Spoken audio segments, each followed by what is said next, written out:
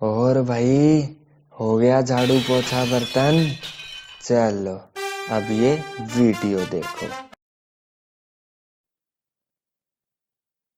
Janata party's faction fight inspired many cartoons at that time.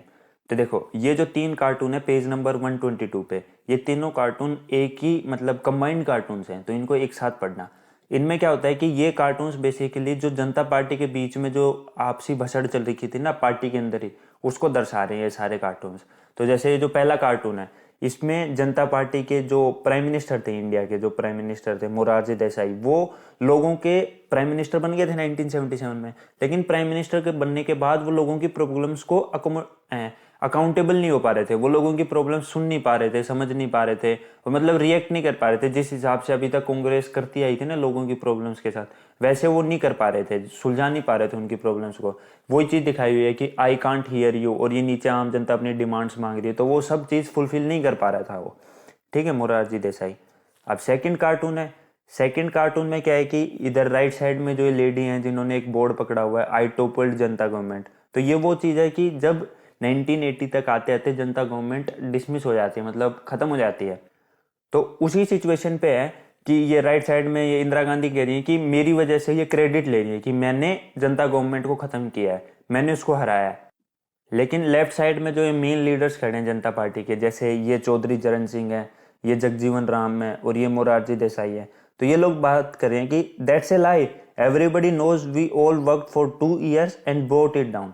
मतलब ये आपस में बात कर रहे हैं कि ये झूठ बोल रही है इंदिरा गांधी, हमने खुद 2 साल के लिए काम किया और हम खुद से रिजाइन कर रहे हैं, ठीक है।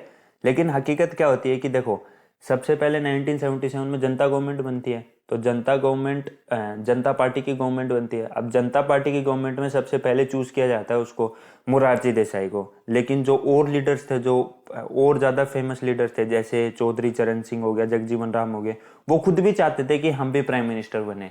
इसीलिए इनके बीच में लड़ाइयां चलती थी आपस में। तो 1979 में क्या होता है कि मोरारजी देसाई रिजाइन कर देते हैं, फिर प्राइम मिनिस्टर बनते हैं अपने इंडिया के चौधरी चरण सिंह। मतलब जनता पार्टी में ही 2 बार प्राइम मिनिस्टर चेंज हुए थे, ठीक है।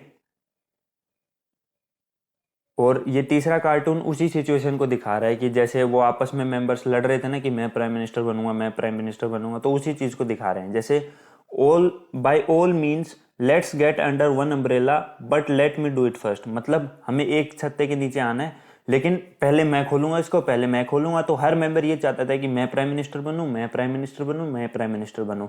जैसे जगजीवन राम भी चाहते थे, चौधरी चरण सिंह भी चाहते थे, मोरारजी देसाई भी चाहते थे, तो ये सब चाहते थे कि हम भी प्राइम मिनिस्टर बने। तो उसी सिचुएशन को यहाँ पे दिखा रहा है कि कैसे उनके बीच में कॉन्फ्लिक्ट चल रहे थे इस कार्टून के थ्रू।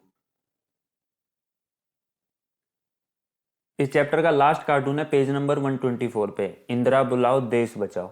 इस कार्टून में देखो, this cartoon appeared after the election result of 1980। तो जनता पार्टी 1980 तक आते आते टूट जाती है, बिल्कुल बिखर जाती है। तो उसके बाद इलेक्शंस होते हैं। अब वो जो इलेक्शंस होते हैं उसमें इंदिरा गांधी दोबारा से जीत जाती है, वो दोबारा से अपनी पॉपुलैरिटी गेन कर लेती है।